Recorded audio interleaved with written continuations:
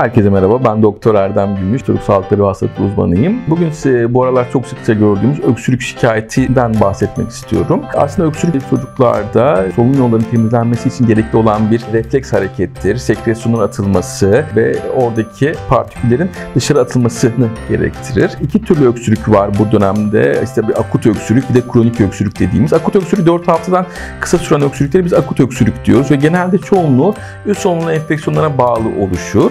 Kronik öksürükler ise 4 hafta ve üzerinde olursa 8 haftaya kadar uzayabilir. Bunlara da kronik öksürük diyoruz. Bazen üst solunumlu enfeksiyonlara bağlı, viral enfeksiyonlara bağlı öksürük uzayabiliyor. Çocuğun genel durumu iyiyse, ateş yüksekliği yoksa, beslenmesi normalse öksürük olmasını normal olarak karşılıyoruz.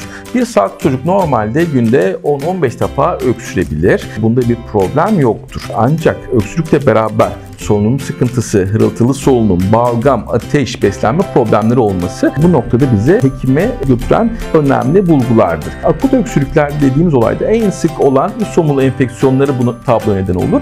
Bunlarda da en sık olan da rinovirüslerdir. Öncelikle bir burun tıkanıklığı olur, daha sonra burun açılır, burun akmaya başlar ve öksürük arkasından devam etmeye başlar. Ve aileler bu noktada çok tedirgin olurlar.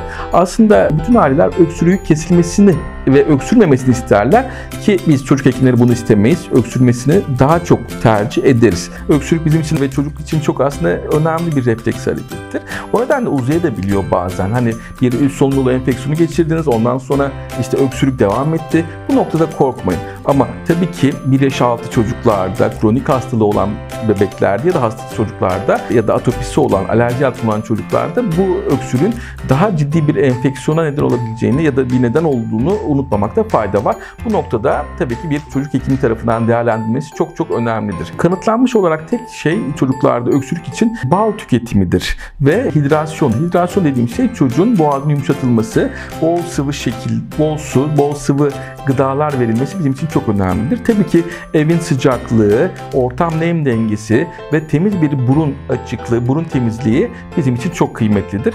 Bu noktada öksürükten çok korkmamamız lazım ama takip etmek de önemli. Çocuğun genel durumu, ateş yüksekliği, beslenmesi, öksürüğün karakteri size doktorunuza gitmeniz için yeterli nedenler oluşturacaktır. Herkese sağlıklı günler diliyorum.